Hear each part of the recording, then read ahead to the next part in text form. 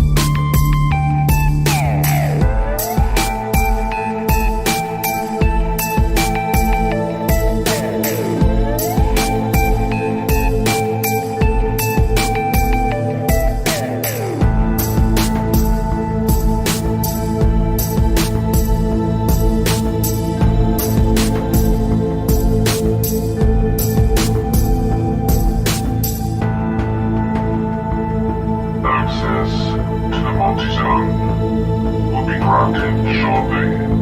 Please stand by.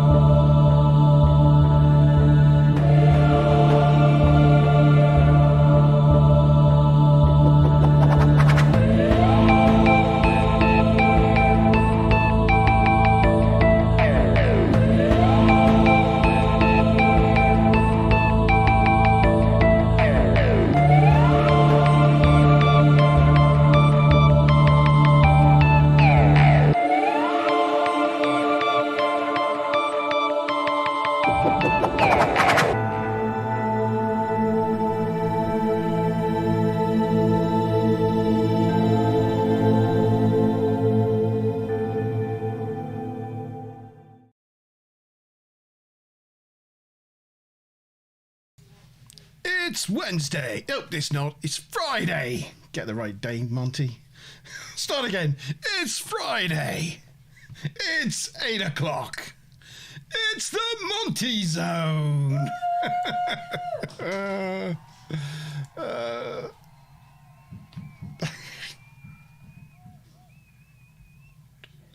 It's... Yeah.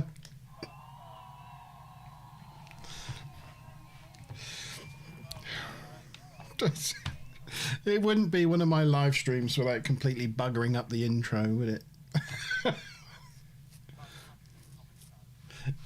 Well, we haven't had one of these for like 1.5 months, so that's where I do the TNG review show like every week. So it's in my brain box, isn't it? I'm out of, that is it. That is my excuse. That is my excuse, and I'm sticking to it. Yes. Good evening, everyone. It is not the TNG review show on Wednesday. It is the Monte Zone on a Friday, with me, Monte Man, and my co-host, G-Star. How you doing, G?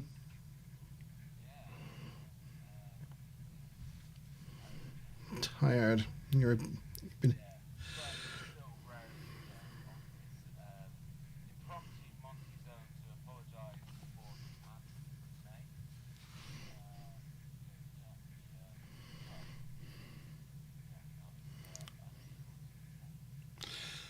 Yes. Find myself in the same situation, but I'm here, and You are here. like the stream, let's say that early. So I am well. Yes, I can't complain. Enjoying the sunshine, and I think we've got some rain coming on the weekend, which I think the garden is in desperate need of, so that's not so bad. Yeah, pretty good. Can't complain at all. Yeah, This weather makes it almost continental, right? it has. I mean, it's been more really than continental because we've been hotter than Turkey, than Portugal. Yeah, it It's- reminds me of sort of like Los yeah, it's not so good for the live stream because it gives me a really shiny head because I'm sort of sweating in my room, and so now the light really glistens off the top of my head, which is not so good. Well, I did a live stream on Tuesday night. Mm. Oh, Smiley said can't hear G. Oh crap! What have I pushed? Let's push some buttons. Try again now, G. Let us know in chat if you can hear me Can now. you hear me now? Yeah, or can you hear? Okay. Yeah. And couldn't you hear me at all? So everything I've said thus far has been missed. I'm not doing very So- well, am I? I'll have to go back and just say it all over again. Yeah. All right. Oh, can you hear him now? I pushed a few buttons, and I don't know why that was. Why you weren't on. Anyway, who Well, knows? guys, if you are watching, let us know in chat. But anyway, so where was I at? Yeah, we were talking about the weather and how it's just been sunny day after day after day. Yeah. And like hot. But yeah, so and it just reminds me of like my days of living in Arizona and just not having to ever think that there'll be anything but sun when you wake up. But you're right, everywhere is pretty much in need of some rain, right? But we were talking about how it's a good thing, but then not such a good thing because it gives you a sweaty head, which makes the lights. And you're tired, and you've been Yeah. working too hard, and yes, yeah, this is impromptu podcast because we missed last month's. Yeah, and it's an open mic night, so Yeah, the link is in chat. It's right there at the top. Hopefully, Monte has pinned it, so you can use that link to come in and join us. So, evening, Sean. Evening, Smiler. And for anybody that is thinking about joining, if you don't want to have your camera on, you don't need to put your camera on. You can still join the stream and just join with audio and just have your camera switched off if your camera's shy. So don't let that intimidate you for coming on and having a chat with us. yeah. But I think we're just going to chew the fat this evening, right, Monty? We're just chatting. I've got I haven't poured it yet, but I've got courtesy of Smiler Rainbow. I have a 19 Crimes red wine, so I have my red wine for this evening for my chat. I discovered something, or Smiler Rainbow did. If you've ever got one of these bottles of 19 Crimes, if you scan the QR code on it with your phone, and then hold your phone over the label of the bottle, it animates. And It makes the photograph, I mean. yeah, he starts moving and he starts telling you about his crimes and why he was in prison and whatnot, and it's quite interesting. Freaky. Yeah, didn't know that about 19 Crimes. Very interesting. Well, if you're partial to a bottle of 19 Crimes, you now know how to make best use out of that bottle. That's right. Yeah. I obviously with the no audio thing, I did get a bit distracted from the. I'll go on to, but what about how the hot weather makes the streams, a little bit more hard to manage, sat in the heat, etc. And Tuesday, I obviously did the live stream, and it was so interesting. But like right at the end, just before going off air, I just realized how hot I was. And I, because this cabin just is like a greenhouse. And my guest, Kevin, was like, yeah, oh my God, I can't believe how hot I am. And it was right after we came off air, we just realized just how hot we'd been the whole time. But I think the conversation was so interesting that at the time I wasn't really engaging it. Yeah, sorry I missed it, but it was really good. I watched it back afterwards. I joined it late, and yeah, it was really good. Sean says in chat that last year he entered a competition from QR code on an 8-pack of Magners, and he won an apple tree they sent out by courier. Oh yes, I knew you were talking about an apple tree a couple of streams ago. See, yeah, a Magnus apple tree. Very cool. And he also asked, did I see the Babylon 5 trailer? No, I haven't seen the Babylon 5 trailer. I'll have to look that up after the stream, Sean. I have not seen that. I don't know if you know, but Maz and I are rewatching Babylon 5 like every other Sunday, watching Babylon 5 again. All right. But is Sean referring to a trailer for a new franchise of new Babylon Babylon 5? 5, apparently. Yeah, new Babylon. That could be an interesting one to think about doing a review show for. And guess what I've got Smiler Rainbow interested in, G? And What's she's that? watching for the first time Deadwood. Wow. Yeah. Okay. She's gonna be traumatized with some of the episodes, I think. Yeah, we're about halfway through season 1, sorry. Halfway through season 1. Right towards the end of season 1 that you get some of the real, nastiness. the real scary stuff. Oh, it's a Babylon 5 animated thing. Oh. Oh, interesting. Right. So, where do you want to start, Monty? We can start anywhere you want. Okay. Well, you said you had. Would you want to talk about the content first, or talk about the news? Well, we can talk about the content if you want. We'll just chew the fat until somebody decides to join us in chat. Hopefully, fingers crossed. Yeah. It is a bit of an impromptu episode, and we don't usually do it at this time of the month, so I won't be surprised if there isn't a lot of people joining us this evening. But for those that are, thank you so much. So content-wise, I what's been really content stuff has been really exciting in the last few weeks for me. Really sort of stepped up a level, I would like to say. I don't mean necessarily like stepped up a level as in what I'm doing, as in what I'm delivering, but certainly the experiences of it, So going back a few weeks ago, most of you should know by now, but I went away and for a couple of days and travelled all the way up to North Yorkshire, a nice 7-hour drive, to meet up with Ben Wongate from the 401 Files. Oh, actually, on that note, because I did do this on Tuesday, but I did a bit of a crap job of it, so I'm going to do it again. Okay. So I was doing a bit of a plug. I was doing a bit of a plug, right, on Tuesday, but I didn't do a very good job of it. So to explain, Ben Wongate, as well as doing his YouTube channel, is also an original artist. So in terms of artwork.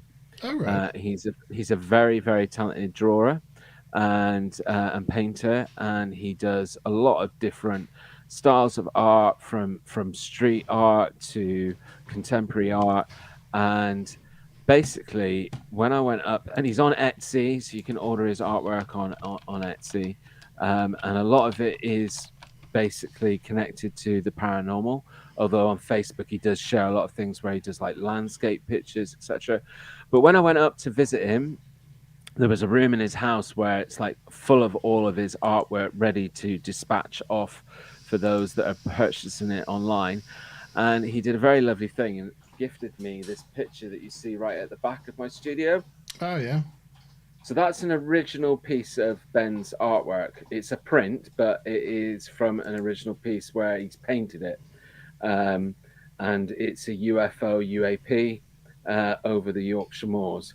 So you can find Ben's artwork, and it is related to all areas of the paranormal. So that he's got artwork available on Etsy that's like cryptozoology, sort of dogmen, Bigfoot related, and he's got a lot of artwork. There you go. This is a proper plug, right? This is a good plug. Yeah. Yeah, so he That's gifted pretty cool, me isn't it? that piece of artwork. I think you'll probably see it on his website, actually. That's really smart. Is that another one of his? Yeah. Yeah, that's the dog man. Dog man, what I should say. Very cool.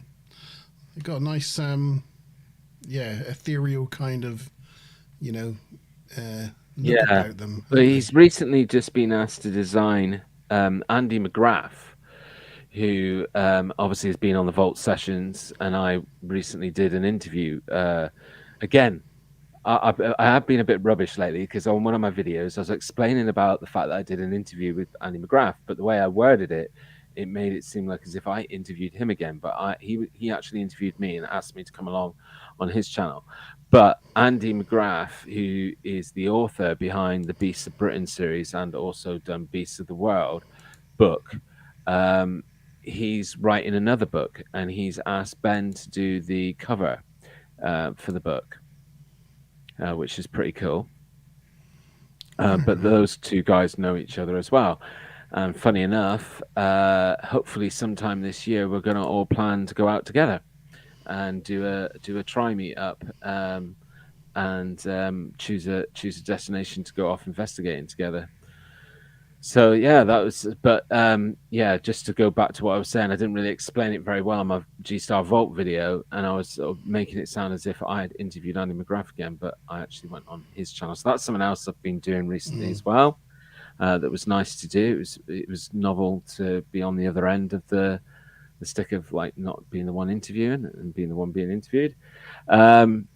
But yeah, so I went up to Ben to see Ben, and as I say, he gifted me that piece of artwork to go out on some of his top locations, you know, in the North Yorkshire Moors, across a few days, and it was bloody amazing.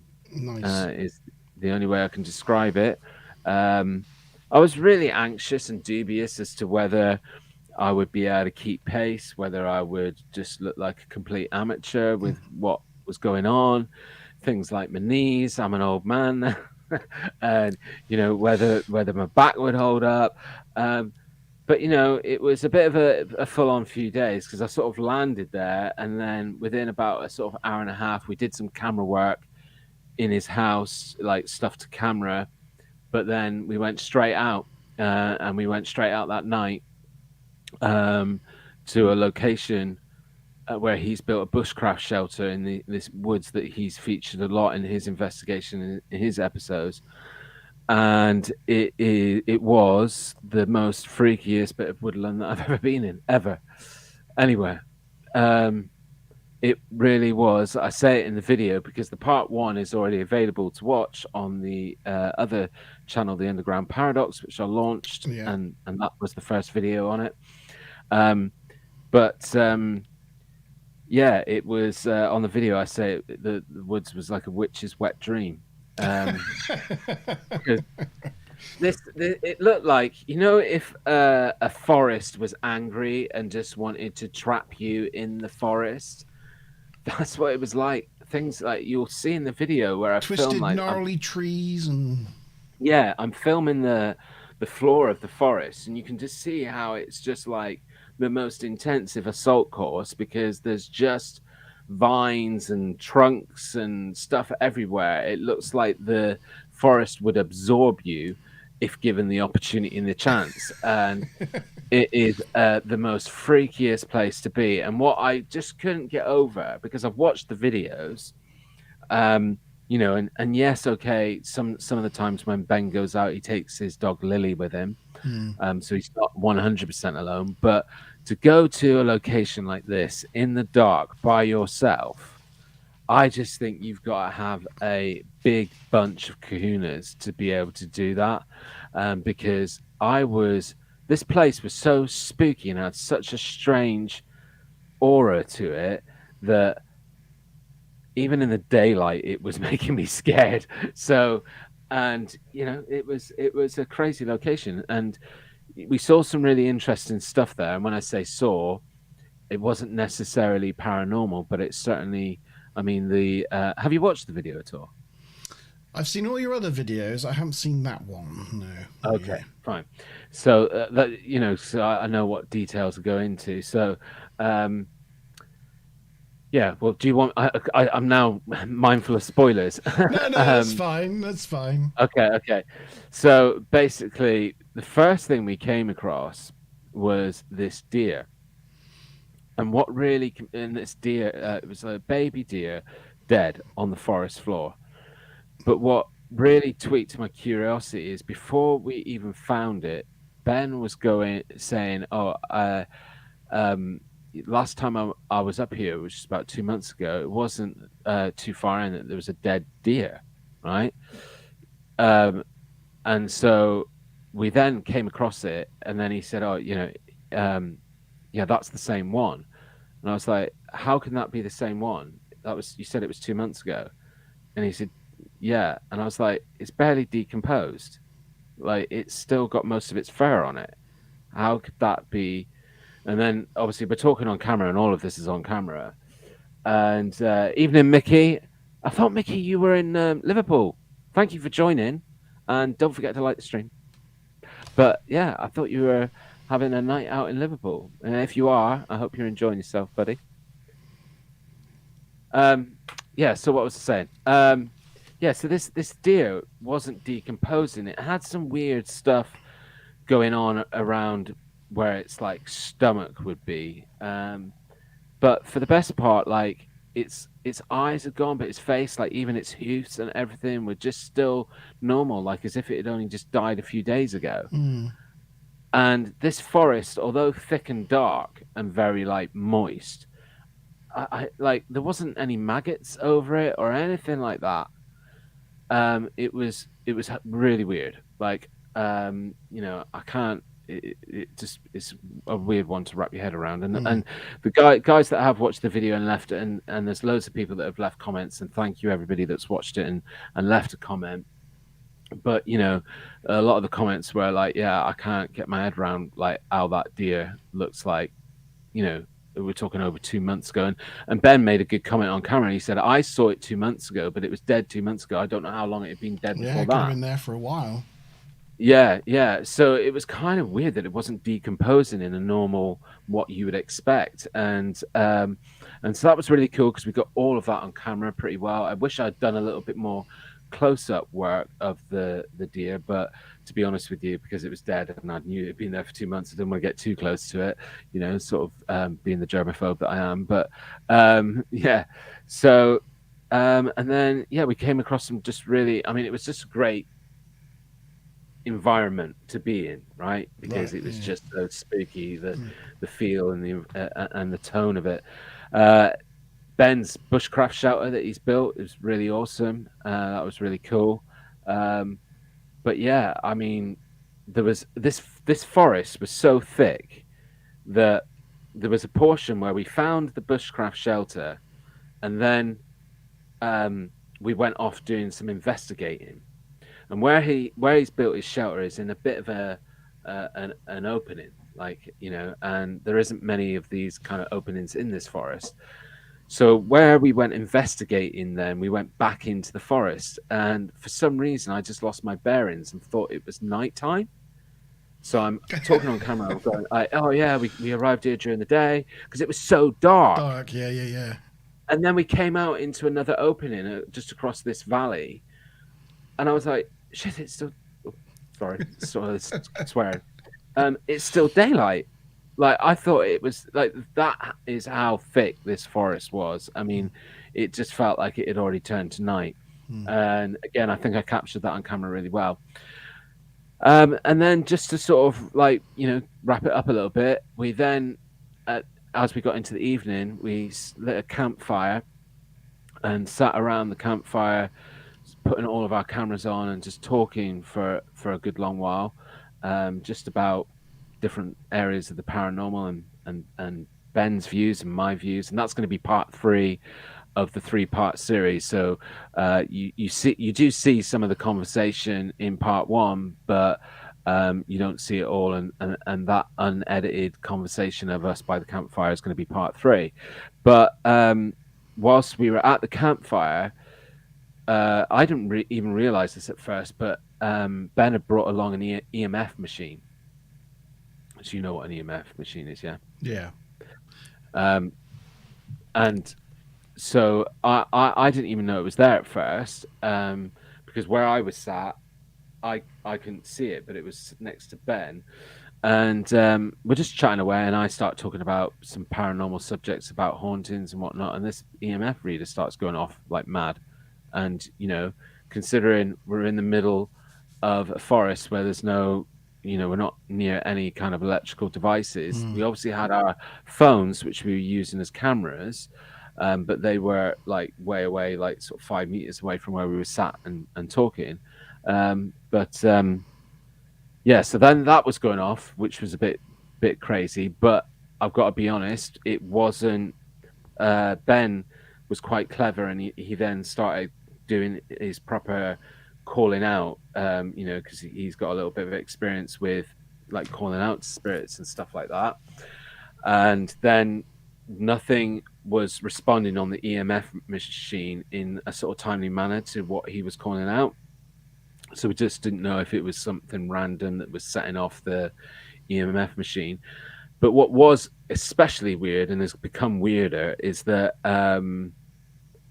when I was editing the footage, there's this one bit where Ben sat in his seat and he says, if there's anybody there that would like to come forward and talk to us. And as he says, come forward, there's then this noise. And I honestly, like, the first time I heard this noise, I was like, what is that? Where did that come from?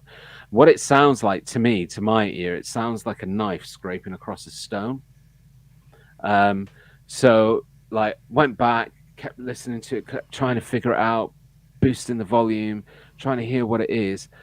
And obviously, it features in the video. I keep playing it back so the audience can grab hold of it as well. But I just honestly can't explain what that sound was. But then what's made it doubly weirder is I edited my part one a lot earlier than Ben has been started even editing his footage. And he's then, I think about 4 days ago, he got to a point where he was editing his footage and messaged me and said, oh my God, listen to this. I found a sound. And it basically sounds like, so this particular piece of forest, which is undisclosed because Ben doesn't want to reveal the location where he built the bushcraft shelter, but it's well known for voices, basically, and from a paranormal point of view. And what a lot of witnesses have said in the past about these voices is they're almost like mumbling, somebody mumbling. And what he's got on his camera is this sound that really sounds like, I'll try and do an impression of what it sounds like. This sounds like somebody mumbling. You can't make out the words. So it's a very different sound from what I heard on my footage. But it's weird that he's found this anomalous sound. Did it happen at the same time as the sound you heard then? Or was it a different I don't times? know because I haven't actually seen the footage. He only sent me a soundbite on WhatsApp. So yeah, I'm interested to see whereabouts in the footage that lands. Because it'd be really interesting if it's really, next to the one where I caught on mine. But as I say, on mine doesn't sound like a voice or anybody mumbling or whispering. It sounds like it's like a, and at the time I am standing up, but again, I was far enough away from the sound. Sounds like it's really close to the mic, if that makes sense. So yeah, I don't know. I think Mickey, have you watched the part one? He said he really liked the day and night bit. He said it made him laugh. Yeah. Made myself look a little bit like an idiot because I was like going, "Oh my God, it's dark! It's gone dark so quick, and we arrived here in the day, and I've lost Ben. I've lost Ben. I can never. You see me on camera. I basically go." And now I can't find Ben. Where's Ben gone? Oh my God! And you can just see me panic. And then all of a sudden, Ben's already out in the where there's the opening, and and then I'm all kind of like, oh, how do I talk to camera now? Going, it's daylight. So I just thought I'd be honest. When I was in the edit, I could have done edit magic and done it the other way around. But I thought I'd be honest and just make myself look like the buffoon I was. But yeah, so that was day one. That's a natural And that- reaction, though, isn't it? It's fun. It's it's good. yeah. But I was like instantly picking up some really good tricks from Ben about sort of like location filming and how to look at the location opportunities, and then yeah, that was just day one. I'm editing part two as we speak. I'm 15 minutes into the edit, and I think altogether it's probably going to be about 35 minutes long. So still got a while to go yet. But what I have got is a little bit of a sneak peek to share with everybody. It's a 51 second kind of where I've taken a bit, and this is me doing the kind of no, well, not introduction at the beginning of the video, but just a bit of an overview of what's going to be covered in the video. So I thought I would share it with everybody. Cool. Should be part 2 video of this series of 3. Because at the very start of day 2, Ben and myself made the most harrowing, scary discovery. But I think it's best to save the best till last. So you guys will have to wait to the end of this video to see the start of day 2.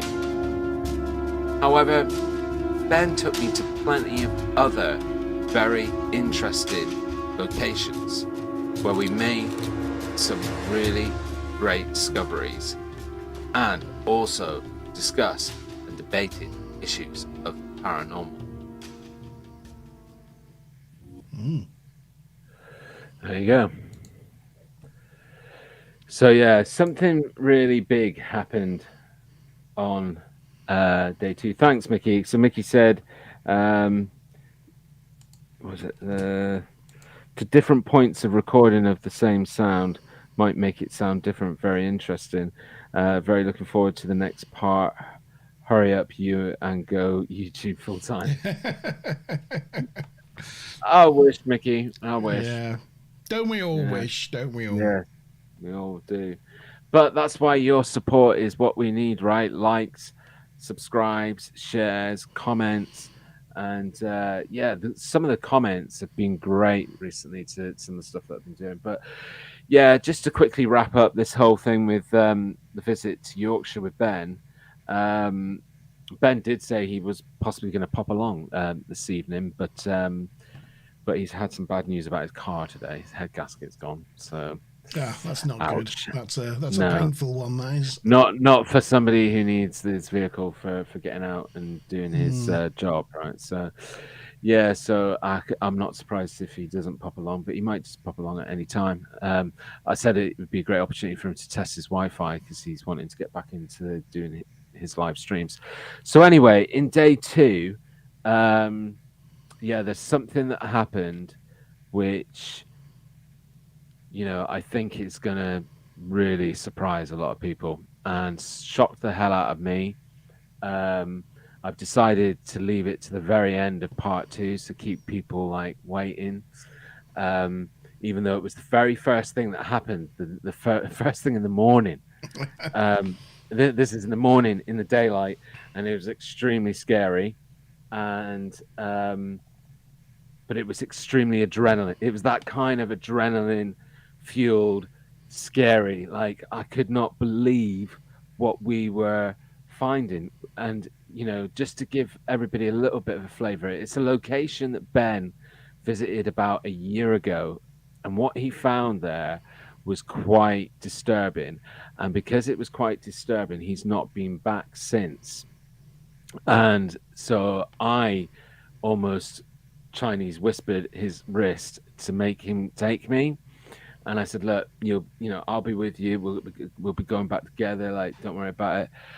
And what we found, like, I literally, I'm not even going to start talking about it because if I do, it'll open a can of worms and I'll just have to give it all away. No, don't stop. Don't say anything more. Yeah. but it's really, really worth the watch. And it really tied in a lot with so since after the live stream on Tuesday with Kevin Hines, the author and paranormal investigator, he's been continuing to email me with some dialogue, because I discussed it a little bit on that show as well. But he's found similar things in some of his investigations. And if you'd asked me about this subject matter before I went away on that trip, I'd have been like, no, it's all a load of hogwash. There's not really much to it. I think it's just people making sort of urban myths and stuff like that. And so, but yeah. So I can't wait to share part 2. Have you got an idea of when part 2's going to drop? So I'm hoping that by the latest it will be next Wednesday. Right. If it's not next Wednesday, it's going to be next weekend. I promise. But with the other half still in hospital, things have become just a little bit more trying again, in terms of having spare time. So yeah, but it's my priority. I am working on a couple of other things at the same time. So I've already started working on the story time that I promised everybody that came from the poll that we did on our community thread. So that got a majority vote on the poll for a ghost and haunted story, which tied in really well with the fact that then a few days later I was interviewing Kevin Hines. So I started working on that story time, and that's about a whole town that's haunted, not just one house, but a whole town. So that should be fun. And then yeah, I just dropped a G-Star Vault last week, and the other story time, the Billy Mia one. Yeah, the Billy Mia story time. That's for our channel's done very well. With I think over 300 views. Yeah, which for one of our newest, or one of your newest videos is pretty damn good. So there's obviously a lot of interest really in is. this story. Yeah, I mean, look, on the last G-Star Vault, I made a big thing of saying a big thank you to everybody that's been supporting the story times, because, the whole George Adamski two-parter, it was already the sort of a two-part story that was the best within the Storytime collection in terms of reaction. But for some reason, a few weeks ago, it just took off again, and it's been getting a lot of support. And so I just want to say thank you to everybody that's joined the channel, off of enjoying that content and giving that content support. So basically, in a way of saying thank you for that support is why I did the Billy Mia story time, because I do believe that although Billy Mia was a lot later than George Adamski, as in a few decades after, in terms of in his height. Not as his size. I mean, In time, yeah. Yeah. Or at his peak of his fame is what I mean. And yeah, so, but they're very similar stories and they're very similar backgrounds. And I just felt that the people that enjoyed the George Adamski story would definitely enjoy delving in to a little bit more detail about Billy Mia. And yeah, it's been getting a great reaction as well. It certainly has. And you talked about the George Adamski story. That kind of went sort of viral for us again recently. Took off in terms of viewing figures. And say brought a whole new host of subscribers. And now we're only 19 away from 500. Yeah. So thank you everybody for the support. But I've just decided that I'm not too focused on the numbers anymore. I just want to concentrate on whether the content is worthwhile, and I'm not going to rush to put content out anymore if I don't feel like it's really a valid, like first thing, because about this, Monty, I started working on a G-Star Vault about a month ago, and I didn't bother to ever share it and use it because I just didn't feel that it. I just felt that it wasn't the sort of quality that I want to go for going forward. Yeah. So, and that's the thing that I'm going to love about the Underground Paradox as well. And what's exciting me about that is because, as I keep saying to people, where it'll different, because I absolutely love doing the story times. I really do. Some episodes are not as fun as others because they take so much trawling for the pictures, because that's the thing that takes the longest amount of time with a story time, is finding the right pictures to illustrate the story in the best possible way and create that sort of theme and environment. But I absolutely adore doing the story times, and equally enjoy doing the G-Star Vaults, and especially now that my internet seems to be holding up again. I'm excited to get back into the Vault sessions. But what I'm really loving about what I'm planning to do with the Underground Paradox is that will be 90% on location. So I've got some very exciting news, which is going to be really, really awesome. And, look, I think, if you want to consider this as well, Monty, I'm sure if I reach out to Kevin, the invite would be extended for both of us. But basically, Kevin does a whole bunch of things locally. So he does the Plymouth Haunted Walk, which is happening again in July. And I put all the links to that in the description, both to that live stream episode and on our community thread. So if you want to go and check out those events that Kevin gets involved with, or check out his website and reach out to him for his service as a spiritual medium, because a few people on the show were asking about whether he could do a reading for them, and that's how they can reach out to him. So all the links are there that you need. But the thing is, he does a lot of things like the Plymouth Haunted Walk, which is with members of the public. But then what I really respect about what he's got in his book, Haunted Plymouth, and in his other books as well, and the way that he works, is that he has this crew of people that he does all these investigations with, and they all come from really specialized areas. So somebody's like a photographer, somebody is a researcher, somebody is a medium, somebody is and then they also take people along with them to the investigations that are skeptics as well, and non-believers. And so they've got a really nice balance of skills and different trains of thought, which really gives some great validity, I think, to some of the investigations that he does. But they do all of these investigations, or the majority of them, not all of them, because some of them have been featured on specials that he's done as part of like YouTube series and stuff like that. But the majority of them he does with like no cameras there. It's not about getting it on camera. It's about the pure investigation and recording it. And so anyway, long story short, he's extended a private invite for me to go along and join one of their he offered me a couple of different dates of proper investigations that they've got coming up with their team of people, and they've also given me permission to film as well, so I can sort of like feature it as an episode. But let me know. The one that I'm able to attend is in August. But I can't give you the date live on air, unfortunately. No, I've got Crystal Karen down during August, but I'm up for it. I'm around all of August, so I'm free. Just let me know after the stream. Just let me know when it is. Yeah, well, Crystal Karen, joined us on the live stream. I did see the live stream. Yeah, she was talking to Kevin a lot about wanting to hook up with him and do some stuff with him. So that again was exciting. But Kevin was such a nice guy.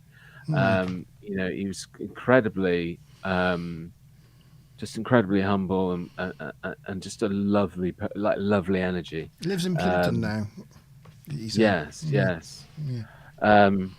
But yeah, so that was a really enjoyable show. Probably one of the best things that I felt about lately, because I was just so pleased that my internet held up after all the problems that I had with the Vault sessions when I was trying to get them taken off.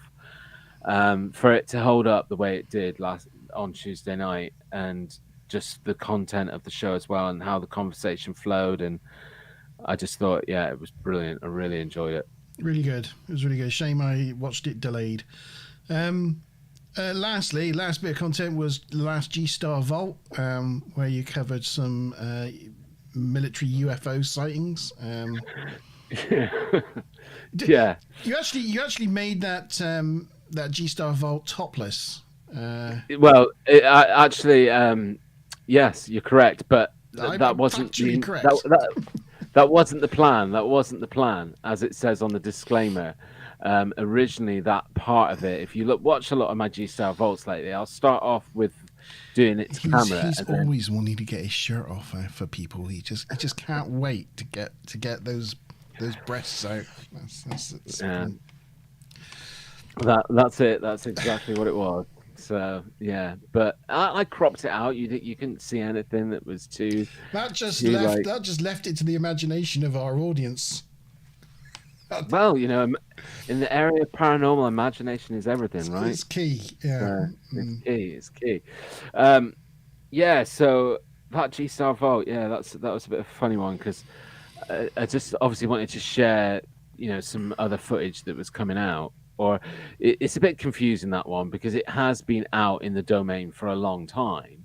But what I was trying to establish in the video was that I wasn't saying that it's brand new. Go and lay down. Go and lay down.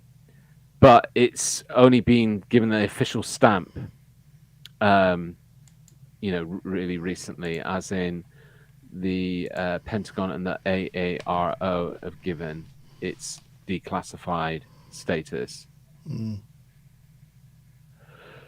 So, but what ended up happening is I just went on a massive rant because it's sort of frustrating me at the moment about this whole dialogue of transparency when really it doesn't feel like I'm confused by a lot of it, because if you stand back and just take a really blank canvas kind of look at it, you think, well, why are these particular pieces of footage being shared with the public? What do you expect us to do with that information? And then you just keep talking about transparency, but yet there's still a lot of things that people are asking for that they're being told, no, they're classified. So yeah, unfortunately, I did go on to a bit of a rant. But I have got some other stuff to share this evening about the Pentagon, but I know that you've got some really interesting news. Yeah, I've got some news from last week, which I thought was quite timely, really, given your last G Star Vault and the rant that you went on. Yeah, I thought it was timely news from a whistleblower from the U.S. Department of Defense. So yeah. Should we talk about that now? Yeah, well, it doesn't, well, let's put like one more invitation out, and if you don't mind sharing the link again, or is it pinned, that link? But the link is in chat if anybody wants to come on and chat with us. It's there again if anybody wants to come on and chat. Just go into live chat just for a moment. Mickey said, oh, hello. Oh, we disappeared there for a minute. Oh, there we go. Right. I was like, Mickey said he was disappointed not to see any UFOs or strange objects on his flight over to Liverpool. Didn't see anything looking out the window. You got a window seat though, Mickey, so there's that. Mickey would love a reading, but he's a bit scared of getting one. Do you know what, Mickey? I think you pretty sure you joined us on Tuesday. He yes, did. You definitely did. Yes. Yeah, he did. And you saw Kevin, and I don't. Kevin prefers to concentrate on the positive and the light rather than the dark. So I think you might find that you're reading like there wouldn't be anything to be too worried or too scared about. So I wouldn't allow that to put you off of like pursuing that opportunity. He says he's watched the whistleblower vids. Yeah, it must just be me that's completely out of the loop then, because Monte was talking to me about this off air before we came on tonight, and saying, "Oh, have you heard about the whistleblower from the Pentagon?" I was like, "No." So here's the Guardian from the article from the Guardian. Apologies that it's the Guardian, but so the US is now being urged to reveal UFO evidence after claim that it has intact alien vehicles. So, former intelligence official David Grush, who led analysis of unexplained anomalous phenomenon UAPs within the US Department of Defense agency, has alleged that the US has craft of non-human origin. Information of these vehicles is being illegally withheld from Congress, Grush told a debrief. Grush said when he turned over classified information about the vehicles to Congress, he suffered retaliation from government officials. He left the government in April after a 14-year career in US intelligence. So, yeah. I mean, I know we've had, like, whistleblowers and people come forward before, but this one feels different. Yeah, I mean, one point that I can maybe hone in on. So is he still in the role, or has he come No, out of the role he or left. retired? He resigned, I think. He left. He resigned. Okay. Yeah, because he would be in a line of like 3 others in a similar kind of government role that have kind of resigned. So there was somebody that I was telling Monte about. I can't remember the guy's name. If anybody in the audience knows, please help me out. But the guy that used to be the head of, I think it was either the head of national security or CIA or something like that. And then he got transferred onto the Pentagon UAP project for about 4 to 6 years and then resigned because he doesn't agree with the level of secrecy that's going on around the subject matter. And this was before the AARO was formed, and that's the all domain aerial something. Yeah, it's the latest name. Yeah. It's the latest name for that. Organization. Yeah. All domain aerial something organization. But yeah, the AARO. But I've got a load of footage to share with them because obviously on the last G-Star Vault, I was sharing that piece of footage that's become official and been declassified. But I've got some footage to share with you of a number of other ones that have come forward. And what's really interesting in the last few weeks, the NASA has held a conference that was publicly viewed for the first time about the investigation into UAPs and UFOs, and it was attended by the AARO as well. And some of the footage that I've got on this video is what they were talking about at this meeting. It goes on to say that also Jonathan Gray, a current U.S. intelligence official at the National Air and Space Intelligence Center, NASIC, confirmed the existence of exotic materials to the same debriefing as backup of what Grush was talking about.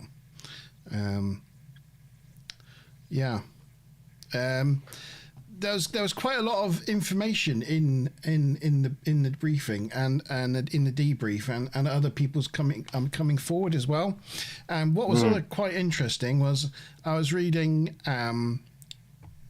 Skeptic website, and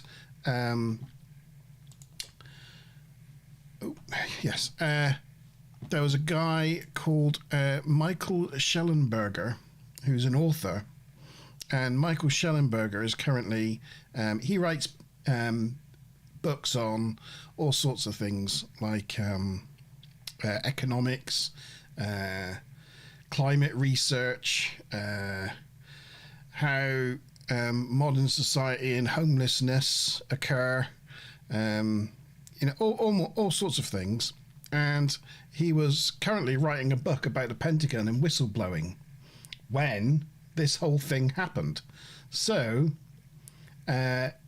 he did a deep dive into this guy and his claims whilst he was collecting his research for this whistleblowing book. And everyone he talked about in different government agencies that could back up this story all confirmed that they knew something about it. He wouldn't portray any names or anything, but as a sort of scientific author who engages with the skeptic community, he said this was the most comprehensive UFO story he's ever investigated. And he got a load of like details about, and I know we've heard this sort of stuff before, but how it's taken so long to come to light because all these things are so inextricably woven and disaggregated and taken apart and hidden into so many little projects and pieces of work, and that no one person really knows what it is they're researching or looking at, or it's on purposely obfuscated, so it's just so cloudy and murky. But yeah, it's just feeding it. It's just feeding into a lot of what like conspiracy theorists have been saying for years, and that it's a bit like a terrorist cell, the way they break up all of these different projects so that no one person really has a full picture of what's going on, and that's how they've been able to maintain the secret. Because a lot of people do naturally go, well, how could you keep something so secret, so from so many people? But the way is that, like, just exactly what you were saying is that it's broken down into so many that no one ever sees the whole part. I mean, this guy, by the way, just to mention in chat, Mickey really helped me out. He is such a star. I feel so embarrassed because I've talked about this guy so many times on G Star Vault, but the name was Louis Elizondo. He was the former director of Advanced Aerospace Threat Identification Program, ATIP. So that was the one where he was the director for about yeah. I remember and that he guy. just said that he just was not comfortable with how much information was being kept from the public. And that's why he walked out of the position, and he's not stopped talking about it since, and what he knows. And he's one of the people that's quite loud in saying that he's heard, because it was way before his time, obviously, but he's heard quite a lot of people within the network talk about Roswell 1947, and that it's proven that actually not just one craft crashed there, but actually 3 altogether. But yeah, sort of very, very similar story to the one that you've brought forward. Yeah, this is one of the I learned about this guy on skeptic.com. And the thing is, this podcast here is like, I'm a guy of science, but these are like, science guys. They're not your sort of radical conspiracy theorists or things like that. And to hear these guys talking about it in such a positive, I suppose, way, or confirming way, was just quite surprising to me. But it's very interesting. Anyway, I'm sure you'll be later this week doing a bit of research into this for future. Yeah, for sure. Because it's just Mickey's was just saying in chat there that I don't think in history it's ever felt as this close to the full truth being revealed to the public. And people have said that for a little while now. I think even Maz, on one of our early shows, was like, oh my god, I can't believe how many official people are coming forward and commenting on this and stuff. But again, I've had plenty of conversations with other people about it, and I'm not sold yet, because I'm going to be honest with you, this feels very new in terms of like this approach, but actually this claimed transparency and being open and talking about it also sort of landed in the 50s as well. So, and nothing really came of that. And actually what it did was, because nothing came of it, it just damaged the subject matter for another couple of decades in terms of it being seen as like that real fanatic, fringe thing. crazy sort of thing, you know. And but at the same time, because obviously in the last G Star Vault, I'm sitting there going, why are they doing this? What? Because I'm sorry, but anybody in a political position, whether that be military politics or commercial politics, has an agenda. That they don't just do stuff out of the kindness of their heart or whatever. There's an agenda to what they're doing, and I just want to know what the agenda is. Like, what do they? They're making such a big noise about we're sharing this with you. We're sharing this with you. Why? What do you want me to help identify it, or what do you want me to do with it? What am I supposed to do with this information? But it's that feeling that if you want transparency and you want to talk about transparency, then give transparency. But yeah, I will definitely go and research that, because I think this is something that I'm going to be talking about for a good while. But I've actually got some footage to share, because as I mentioned, I've got some bits about in the sort of last month window. These are some other pieces of footage that have been given the official stamp from the AARO. And then, as I said, NASA did a whole brief and a public presentation on talking about these. So it's kind of 3 videos that I've pulled into one video just to make it easier for me to share. So some of them, the last one is nothing to do with the AARO, and it's everything to do with Jeremy Corbell and a news article. But let me just find this video. Just following on from what you said there, and Mickey picked up on that point in live chat there. As they're releasing these tidbits of information here and there, it almost makes you think of, they want us to focus on these things. What is it that we're not supposed to be looking at over here?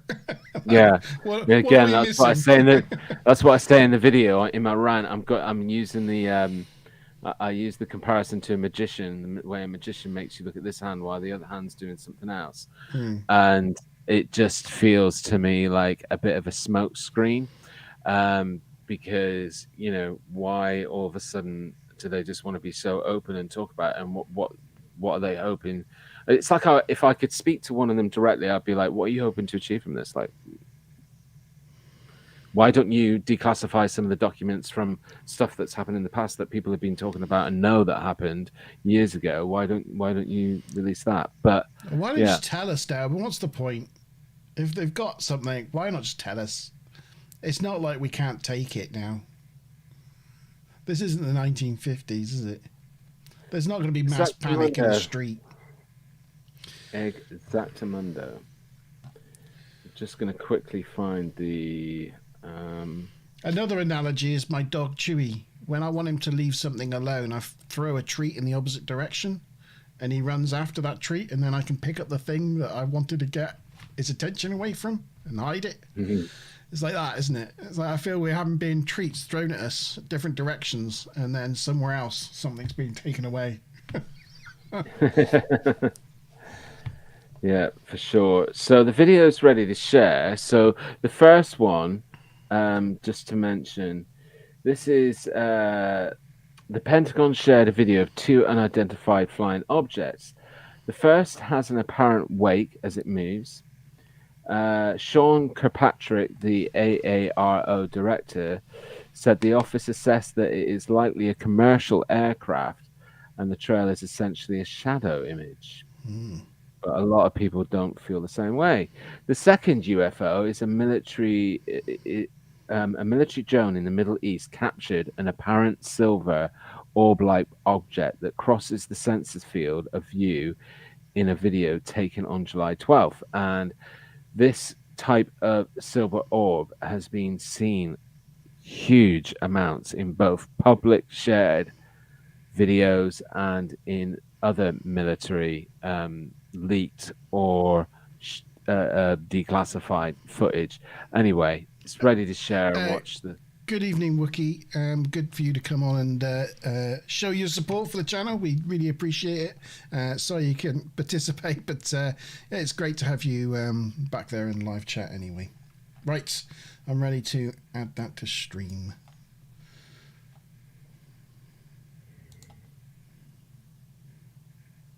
There's no sound, by the way. All right. And there never was. So remember, this is all coming from military cameras. Mm.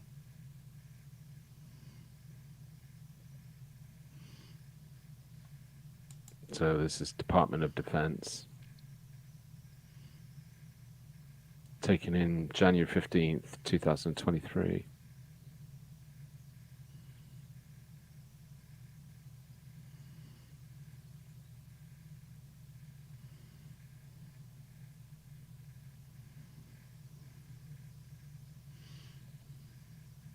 Certainly got a heat trail coming out of it, isn't it? By the looks of it. But if it's a commercial craft, why is it doing this sort of like? I mean, the only thing I could Well, explain this sort of swingy thing that it's doing, like going back and forth, was if it was a helicopter. But Or is it the camera that's moving from side to side? I don't think so, because that's why you've got that cross thing in the center. It shows you. Well, no. I mean, if you've got a camera and you've got a cross in the middle and you move the camera from side to side. This is where they said that they could pick up the vapor trail.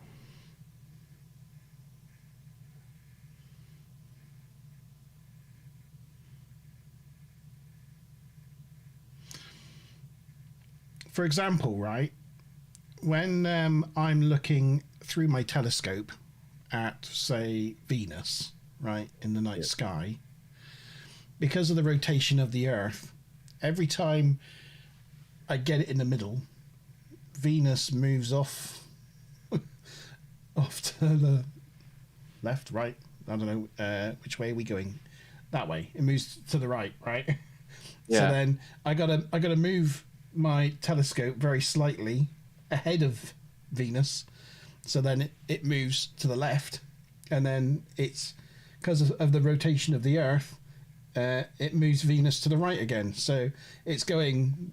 If you were looking, if I like plugged a camera into my eyepiece instead of my eye, you just see like Venus going left and right, because that would be what I'm doing all the time, trying to keep up with it. Yeah. That would be my guess. Yeah, I think the only thing, certainly in this segment of the video, that would go to disprove that is where you can see wherever it's moving in the direction, that's where the vapor trail is coming off from. So when it goes to that side of the screen, the vapor trail's that side, and it's going that side. So it kind of definitely gives you the impression that the craft or the object is the thing that's moving, not the camera. Certainly in that segment of the video anyway, where you can see that. I can't talk for the earlier one. I'll keep playing. I only stopped it because I think it's quite close to the next one coming up. Good evening, Mazamet Bob. Good evening. Earth isn't flat. No, Mickey, no. It's a crazy speak. Funnily enough, I actually did watch a live stream, a NASA live stream yesterday afternoon. There was like a 4-hour long spacewalk outside the International Space Station, where they had to fix some cabling, and so for like 4 hours I had it streaming whilst I was working in the background, and just seeing as they're working, just watching the Earth rotate past, as they're doing it, and just thinking, how can anybody think we're on a disc? I don't know, just boggles the mind, really. But anyway. So yeah, this is the next one, and this was the one that was taken from a military drone that was in the Middle East. And obviously, if something comes within so much of a distance of the military drone, it sets off the sensors, a bit like a trail cam, and started the camera going, or recording, I should say. There you go, boom.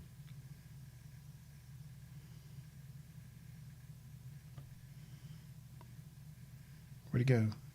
Get it.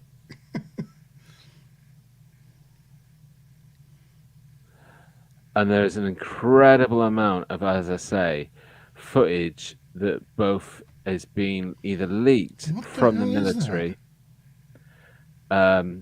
or footage that's been shared in the public sector by public witnesses that looks so similar to this, and and they're called silver orbs.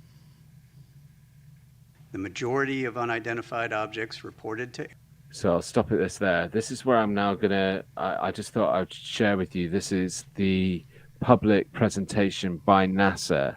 That anybody could view on TV in the States and attend, I guess, as a member of the public. But it features the AARO as well. So this is one of the guys who heads up the AARO, and they're talking about not just that piece of footage, but also the one of the from the Middle East. But they're talking about giving you the sheer number of unexplained UAPs that they still got to explain. In our holdings demonstrate mundane characteristics of readily explainable sources.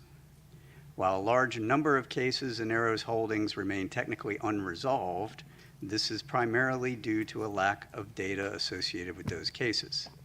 Without sufficient data, we are unable to reach defendable conclusions that meet the high scientific standards we set for resolution.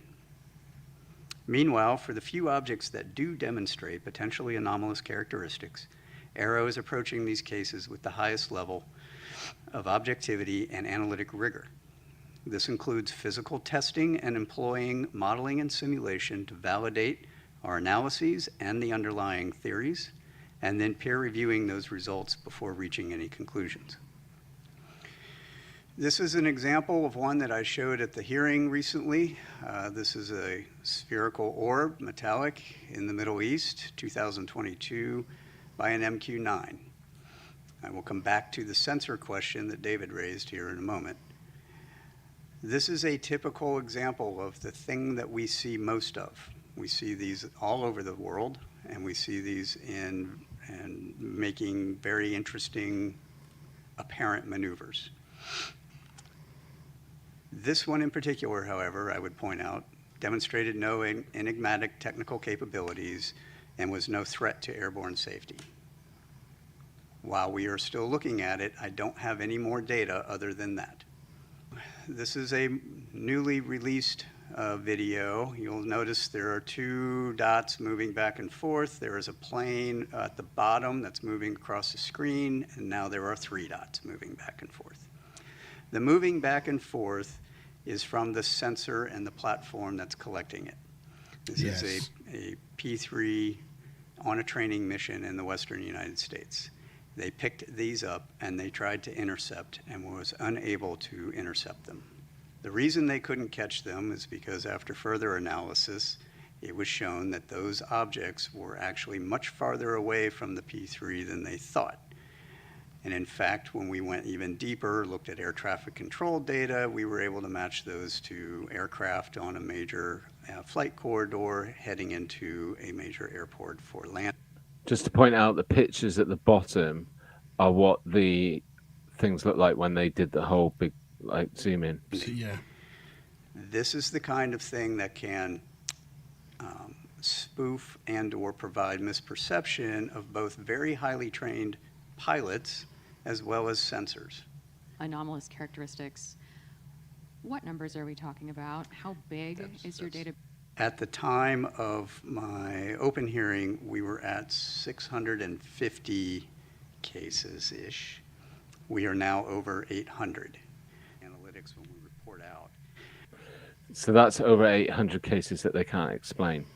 Yeah. But the numbers I would say that we see are possibly really anomalous are less than single-digit percentages of that total database. So maybe 2 to 5-ish%. We all came out. So yeah, it's kind of like he kind of backed up what I was saying about the backwards and forwards thing.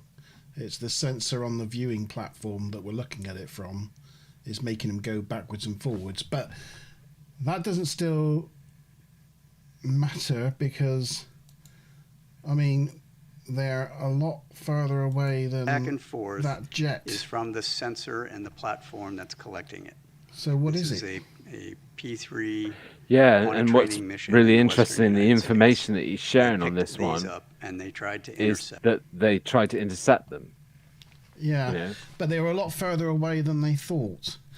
I'm thinking, could they be Starlink? You know, Musk's internet satellites, because they tend to all travel along in a caravan at equal Well, you'd distance think apart. you would hope that if NASA would this have is a known. go, Yeah, NASA would Yeah. have figured that out. Yeah. well, Anyway. this is AAR talking at the moment. This is at a NASA sort of presentation, if you were, but yeah. he represents AARO. Yes. So, but you would hope that if this is a government organization that's like the all domain, whatever, that they would have the skill to be able to go, well, let's have a look at the launch dates and the movements of, you know, Musk's star. Because there's actually a huge amount of sort of, you know, claimed UAP, UFO footage that is shared in the public domain that a lot of people then will say, no, that's Musk's Starlink because he launched from Florida on said night, and that's the thing that they give off. So yeah, so you would really hope that they'd looked into that information, and that's why it's still unexplained. 5-ish%. We all came out and looked, and then slowly, like 50 plus people started coming out and looking. Those lights appeared out of nowhere. Oh, so sorry. Mystery- Before we get into this, let me explain a little bit about it. So this is really hot off the press, and this is a UFO that was seen hovering over a US military base. It was observed for 10 minutes, and there was multiple military personnel that have said to Jeremy Corbell, apparently, that what they saw was a triangular craft. In the sky, do you see the 5 dots there on your screen? Rare footage of unexplained objects hovering over an active U.S. military base in 29 Palms. According to witnesses, those lights floated in the air for about 10 minutes. What could they be? Let's bring in investigative journalist Jeremy Corbell. Thank you so much for coming in. Thanks for having me. These topics always really fascinate me, and I think they fascinate a lot of people. We just showed the clip. What did we see? Yeah, well, look, this is an active investigation. I like his beard. I'm trying to crowdsource to get more information. A bunch of military personnel said they saw a craft, a triangular-shaped craft, hovering over the base. So people reached out to me. Now, at first I thought it was flares, but after all this investigation, I can't deny that the people on the ground said that they saw a triangle-shaped craft, huge, hovering over the base. And this is more than one person. Yeah, this is at least 50 people that I know of and have spoken with many of them watching this, and they know what flares are. Some of them shoot them up. They're telling me they saw a craft. And being in the military, they know what objects they have. Could you actually make flares stay in a perfect formation, flying formation like that in an arrow? I don't know. I would have thought more likely, I think you can. More likely flares on a drone. Yeah, but there are these flares that are actually designed to stay stationary in the sky for a long period of time, these military flares. Actually, you know, when you go to things like, you're aware of the Phoenix Lights, right? Yeah.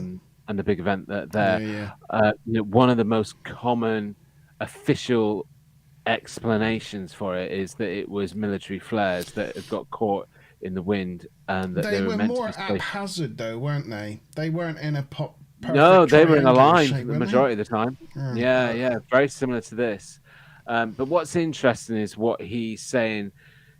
People said they saw on the ground, and in a minute you'll see that instead of the footage, what they've done is taken a still from the video footage, and then done some exposure on it to see if you can see the to craft. work with and what pieces of Wait for equipment it. they have. Yeah, these are specialists, and that's why I'm taking this seriously, is I'm not going to dismiss what the reports that come from the actual people on the ground. So are you recording these videos? Are you getting these videos? How are people giving you these videos? Yeah, so over the years, sources come to me with military footage, and they tell me, look, this hasn't been properly investigated. This hasn't been put through the proper chain of command because of stigma. I'm really here today to help reduce stigma to UFO reporting. I think it's so important that we are able to talk about this. I do think it's getting better. I think there are There you people go. out there who have said, well, look, it doesn't seem like, you know, with as big as the universe is and all of the galaxies, that we would be alone. Right. Well, that's it's the issue. definitely a Our Star government Destroyer. certainly doesn't think that we're alone. They know there are craft of unknown origin that fly with impunity in a restricted airspace, and people are seeing them. And that image you're seeing that has a kind of blue sky, you can see the shape of what the witnesses say they saw, a big triangle-shaped craft. We're showing some pictures right now. This is different than the video we just showed? Absolutely. It's the same object, though, and that's why it's neat. We're able to see the shape of it. Look, this needs to be taken seriously. I hope stigma reduces. This is an active and open investigation, and I'm crowdsourcing to try to get more information for the Marines. What do you mean by crowdsourcing?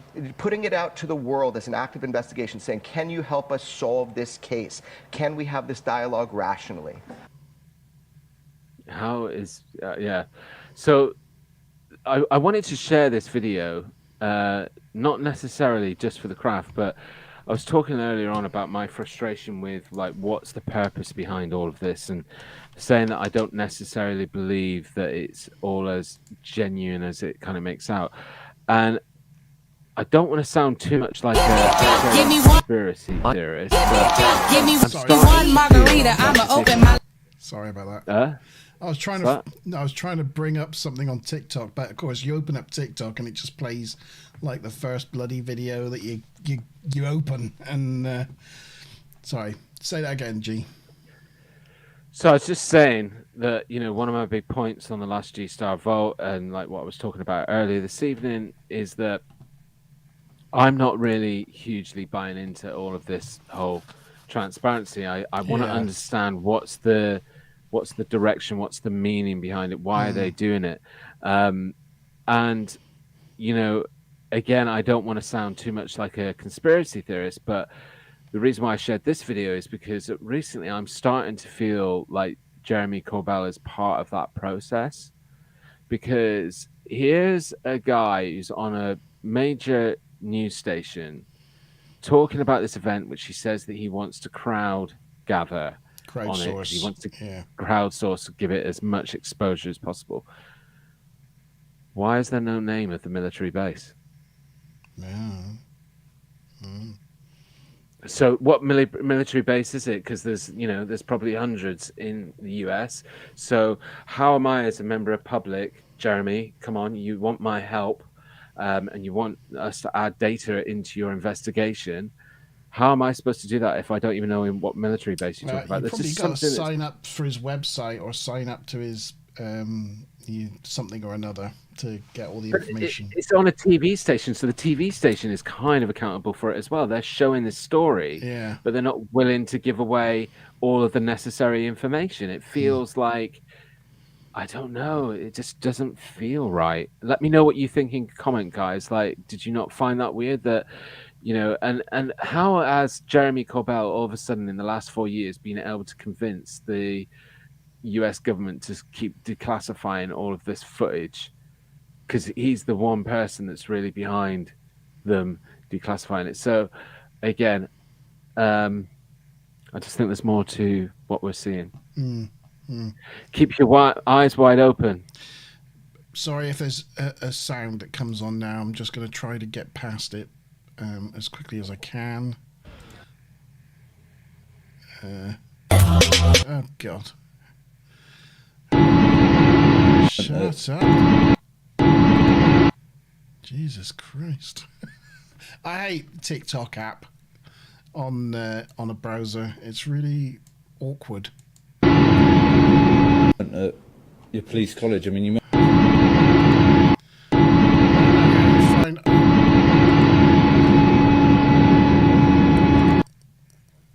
Oh, I give in. How do you say Vigo Van in Spanish? Shut up. I can't do it. What are you trying to share? I saw a video and I hearted it, so it was in my hearts thing, so I could pull it up, but I can't seem to. I don't know in the TikTok website thing how to actually find the things you've liked, like you do on. Go to your profile. Hold on, let me just bring my. How do I go to my profile? Hello, Moore. Just by clicking on almost killed you. your icon, your avatar. You want to chip or And then something? you should have a save. Refresh. Liked. Ah, there we go.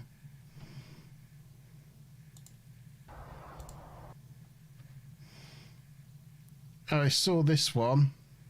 I just thought I'd show it to you. Just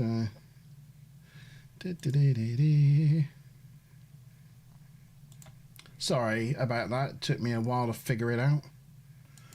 Well, that's okay. Always nice to see new things. Well, you might have seen this before. I might have. This is Hertfordshire. Is that a shooting star? No, it's not. It's going up and down. What is that? That's not a plane. What is that? Dad, can we run that way? Hang on.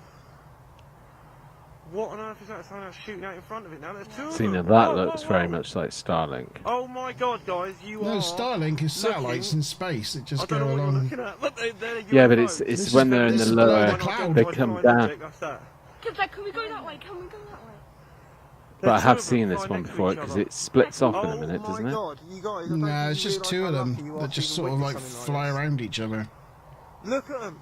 Oh my God. What is that? Can I quickly go that way a bit? Yeah, go where you want, mate. I'm running over. What do you reckon it could be? I have a theory. Okay. I think it's two planes with fireworks attached to them. That I've never seen. You know, like what, for like an air show or Yeah. something? Yeah, for an air show, to celebrate something. It's an aerobatic. It's kind of, they're doing like loop to loops, aren't they? Yeah, I think it's. Paranormal caught on camera. I think it's some sort of air This display. one's you. But Yeah. it's certainly Look at weird this. looking.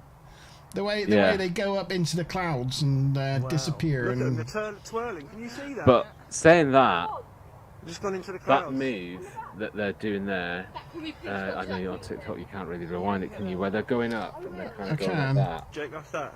Dad, can we go that way? Is that a road there?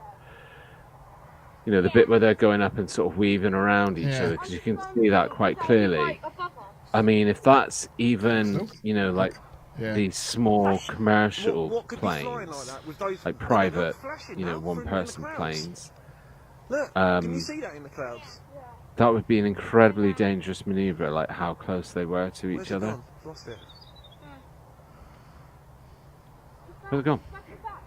Oh yeah? Where? Oh yeah. This bit where they Yes, start. mate, they're two UFOs. Oh no, it's not there. That's not a plane. That is nothing with a human being in it. It's either that or maybe it's not two. It's fireworks on Look at that. the end of each wing. Yeah, So yeah, then that's as the plane's that looks more like it barrel could be. rolling, Yeah, they're it spinning could, around. it could be.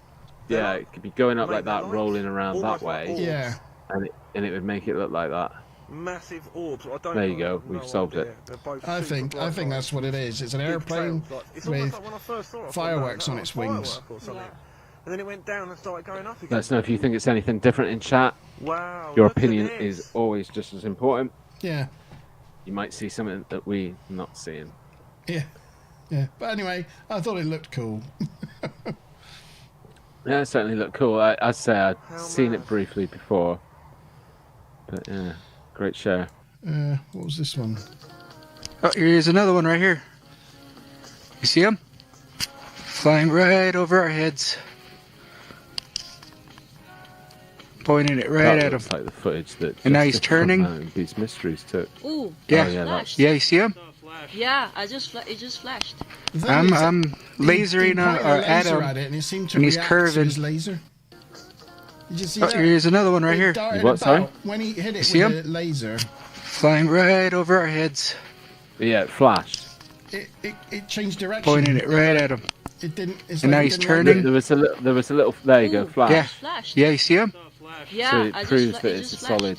I'm object. Yeah. lasering at him, and he's curving.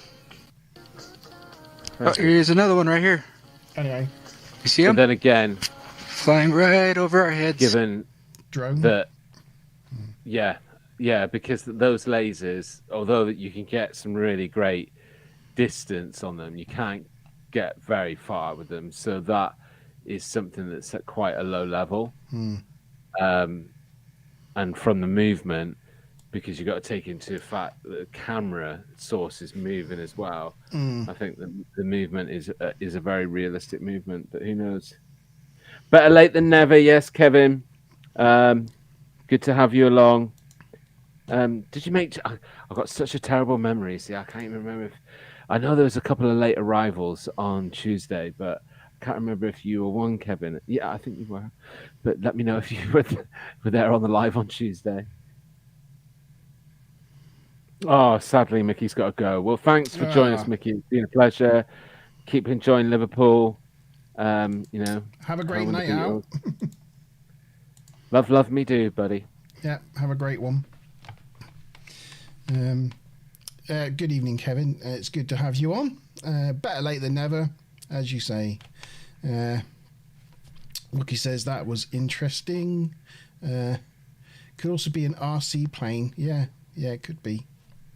Yeah. Yep. I think it's something like that. But there was interesting videos. Kevin, go back and watch it then, because I think it will be an episode that you will enjoy. I had a paranormal investigator on, and it was a really good episode. So if you get some time, go back and have a watch. You might find it really, really interesting. Yeah. Maz just chimed in and said it was a great show on Tuesday, G. Very good. Very good. Yeah.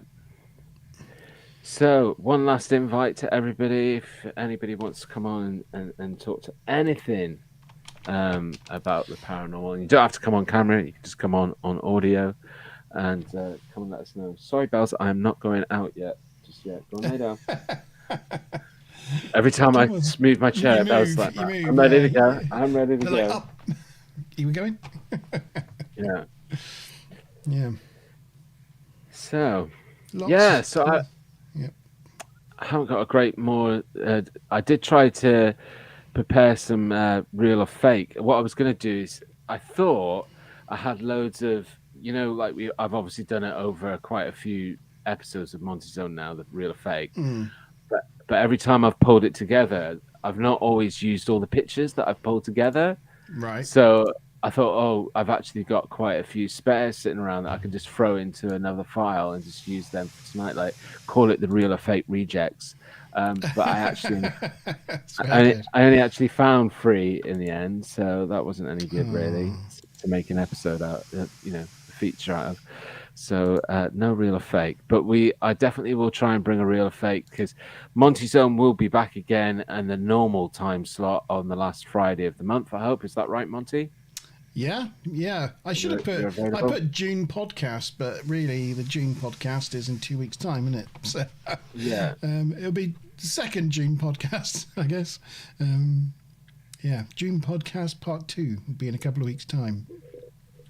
Kevin Worrell just made a good point in chat. He said the last one could have been a drone with a laser.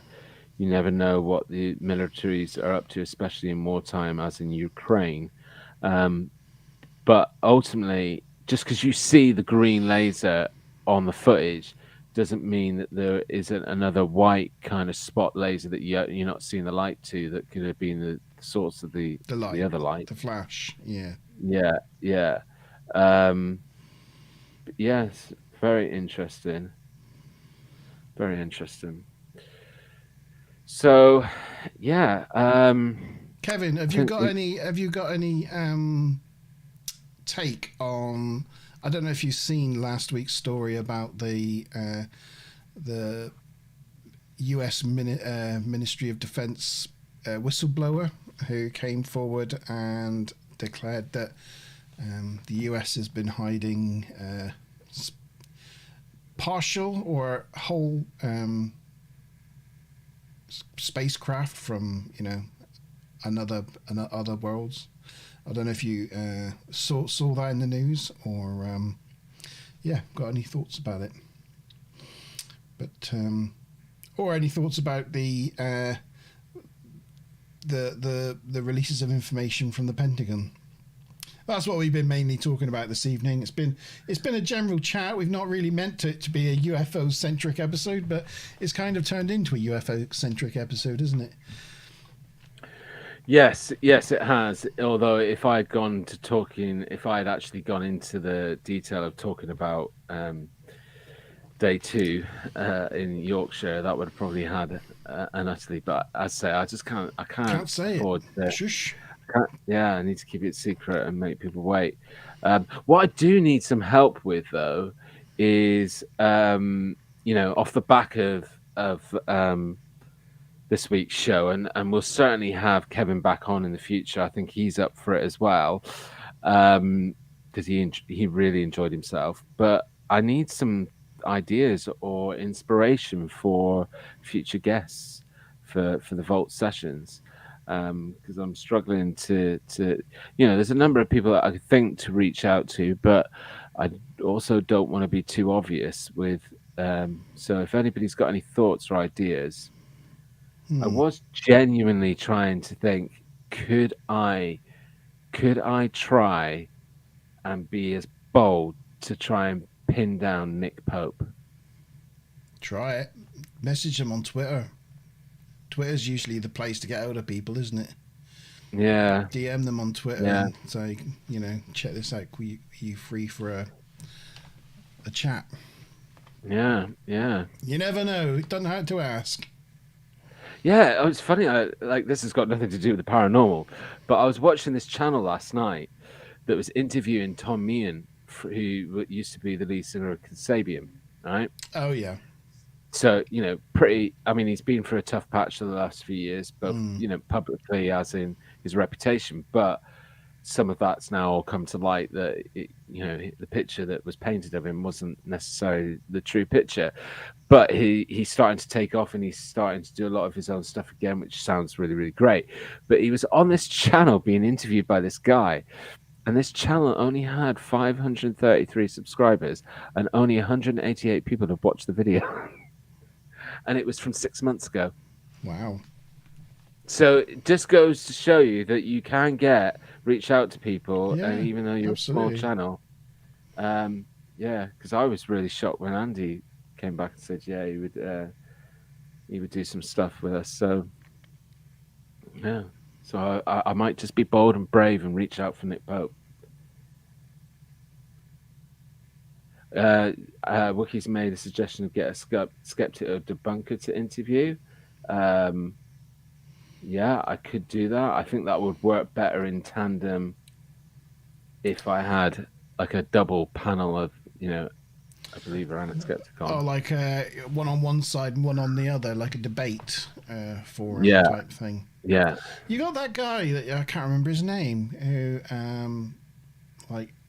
researches like the Bigfoot videos and things and performs all the analysis on the videos. Thinker. Yeah.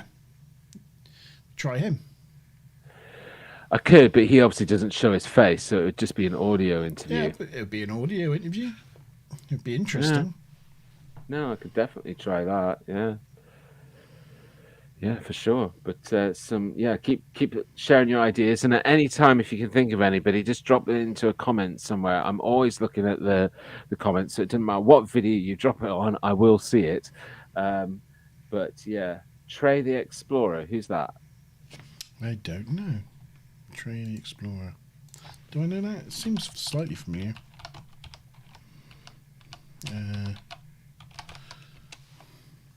Not Dora.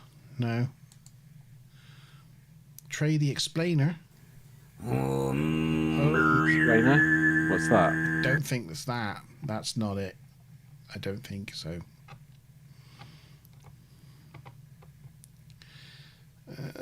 Don't know. Can't find him off as a quick.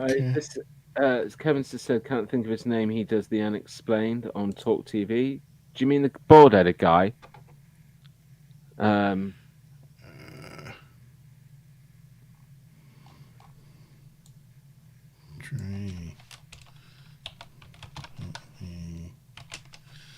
I think we've talked about him before.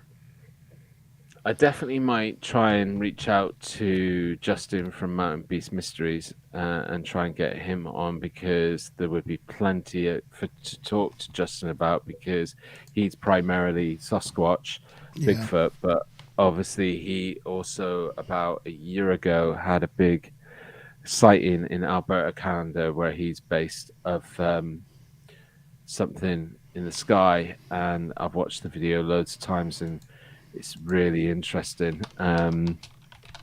And so obviously he shared it on his channel, but he's not usually UFO content. But and initially, before he even had this thing and caught this on camera, he wasn't necessarily a big believer or somebody. Howard Hughes, who's Howard Hughes? Is that the guy from Unexplained? Trey the Explainer. It's quite funny actually, because I've just gone and found his YouTube channel, and I've actually watched a lot of his videos. It's like, who's that? I was like, I'm sure I've heard of him. And yes, that would be because I have watched his videos. Yes, it's quite interesting. He goes in depth about a lot of like historical things. It's quite interesting. He makes interesting videos. Yes. He has got nearly a million subscribers, so I'm not sure. Is it just history and exploring, or is it paranormal? Oh, some of it goes into the paranormal. He talks about a lot of conspiracy theories and like the history of like the reptilian conspiracy and things like that. So just to note, then, was it in the end? Was it Trey the Explainer or Trey the Explainer? Yeah, Trey the Explainer. Okay, and then I'm presuming yes, Howard Hughes does the Unexplained, so I'll get Howard Hughes down as well. Just writing all of these down. Perfect. Thank you, guys. I want to try and reach out to Nick Pope. So I've got some options. Nice. I was originally, when I launched the sessions, I was saying that I was going to do it every Tuesday, every fortnight, but in all reality, I don't think I can secure a guest, 2 guests every month for a show. So I think I'll just keep it fluid and fluid. And just when I've got a guest lined up, but I'll always try to aim to do it on a Tuesday. Yes. No, he analyzes UFO sightings, etc. Yeah, he analyzes all sorts of things. It's fascinating. Share. Yeah. Yeah, you're right, Kevin. If you don't ask, you don't get. And I've had some good reactions so far with where I have then bothered to reach out and ask, and got some people to say yes that I didn't initially think would say yes. So you're absolutely 100% right there. Yeah. So, but so for the future, I want to keep working on the story times, because I absolutely love doing them. I know I'm constantly trying different things out as well, because as you know, a few episodes ago I tried out some AI. Because people are going on about all these things, but until you try them and fully kind of see what they're about, you don't really know whether they're right or not. And obviously, I asked for some feedback on that, and the feedback was, the general consensus was that prefer to hear my voice on it. Which thank you. But yeah, I've just moved over to a new software through iOS for editing instead of editing on my PC, and it's a lot more better than professional editing. So it will hopefully allow me to do things faster as well. Cool. Because I can do it more on the go now. I can do it through my iPad, and so I can do it more on the move and don't always have to be here in the studio. Nice. You'd like G to react to some of those types of videos. Yeah. I wonder if we should do like spend an afternoon just watching some YouTube videos like that, but record us watching them and do like a reaction video.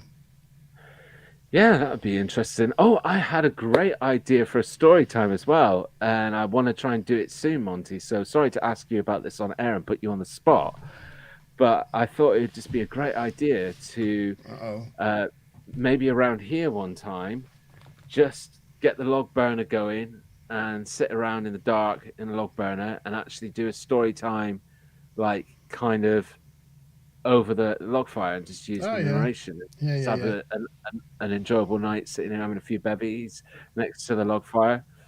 And yeah, thought that would be a really great idea, like a proper story time, and we could keep going from the pictures back to us sat, by the fire. Yeah, that sounds like a good idea as well. Yeah, but I love that idea about spending the afternoon. That could be a great G-Star fault, easy one to edit. Just keep playing it, or yeah. I was going to ask you as well, Mazza, as well. I wanted more than just one person because I wanted to choose a story where people could do different voices or different characters within the story. So, yeah, make it a bit of fun. So, make a night of it. So, hopefully you can join us too, Mazza. Very cool. And maybe we could do a story time live as well then. Yeah. Put the pressure on ourselves. Yeah, I don't mind doing that. I mean, I've got children, so I got used to reading them stories of an evening. So yeah, I don't mind. I don't mind reading stories. It's a real shame because I don't think I've got it down here with me. But I've got a lot new equipment as well. So I have I've got another GoPro now, but it's a better GoPro because I can Wi-Fi it straight to any device where I'm editing, so don't need to do the whole messing around with memory cards and pull it in and out and whatever. So yeah, it can Bluetooth connect to any device and then just cross the video footage over there. So that's really awesome. So I'll have I've got a number of GoPros now. I've potentially got a drone on its way as well. So I'm going to be keen to get out and use that. But yeah, it's primarily LJ who's just been buying me loads of stuff. I've got all new cases for my phone for going out and filming. So, but that's the good thing of going out and doing it because you start to learn about what you need and what you don't need. Yeah. And there was definitely things that I took with me that I didn't need, and I certainly won't probably ever use again or take with me again. So all good learning process. Well, you learn by doing, don't you? It just trial and error. You eventually get slick operation with it, and yeah. Wookie says, "Have we seen Strange New Worlds season 2, episode 1 yet?" No, I haven't seen it yet, Wookie. No, me neither. I didn't even know season 2 was out. It came out midnight Wednesday night, or Thursday morning. Yeah. In that on that subject, I can't even recall whether I finished watching the first series. Probably did, but it's been a while now, so probably forgotten about it. Yeah, Picard season 3 happened, and the whole world just went. Or the whole of your brain just went, don't care about anything else. Yes, right. They did. Yeah. Wait. Yeah. What other new Star Trek? Don't care. Yeah. This is home. Yes. Yeah. So I hope you guys have been enjoying some of the content that I've been doing and continue to enjoy it. You guys have been great support. I do really get a huge amount out of comments. I look at all of them, but why I love your guys' comments is because you help formulate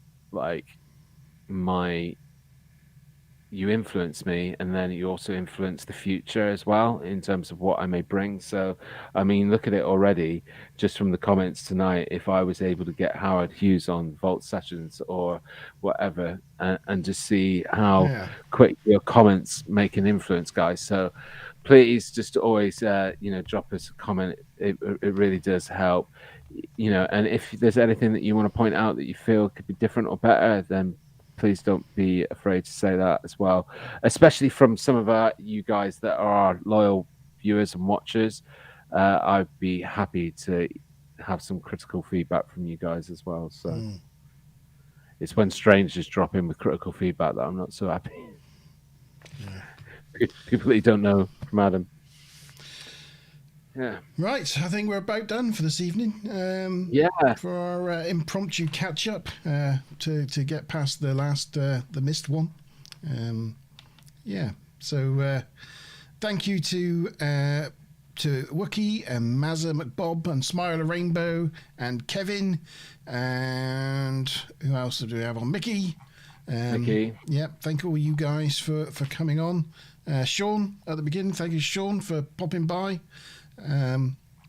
Yeah, thank you all. Thank you to you all for contributing, as G just said, and we'll be back in 2 weeks' time at the end of the month for the proper end of the month Monte Zone, which we don't know what's going to be about yet. I don't think, or have we got it scheduled already? Have we got it? We have got it scheduled. I believe it is, if memory serves me right, Glitch in the Matrix. Ah, yes, that's right, isn't it? And I've actually recently potentially experienced a glitch as well, which I want to talk about. Oh, right. Okay. Yes. Yeah. And I'm more excited to talk about it now because there's actually been a lot of stuff coming out recently about a lot of stuff about glitches. So yeah, that should be an interesting conversation. But if it's not that one, because there was, I don't know, 4 or 5 others that were planned out, and we may look at them and go, actually, this one feels more right to do now. And so, but we'll keep you posted. The thing that I wanted to say before we close out is, one, if you click that notification bell, that means that when we put something on the community thread, it will always pop up on your feed, so you won't miss anything that we're communicating out to you. We're starting to use the community thread a lot more regularly now, and that's a really handy way to keep you guys updated with what's going on. So make sure you're checking that out. That would be a really big support and help. And last one from me is, if you haven't joined me on my new channel, Underground Paradox, yet, would really appreciate your support once again. If you wouldn't mind going over and giving me a subscribe, that would be awesome. And yeah, that's pretty much it from me. That's all my plugging. I've got to go watch part 1 now. So of Strange New Worlds. No, of your Yorkshire video. Oh, cool. Yeah. Please do. Yeah, it's good. Yep. All right. Cheers, everyone, and we'll see you in 2 weeks' time. Bye. Cheers, everyone. Bye.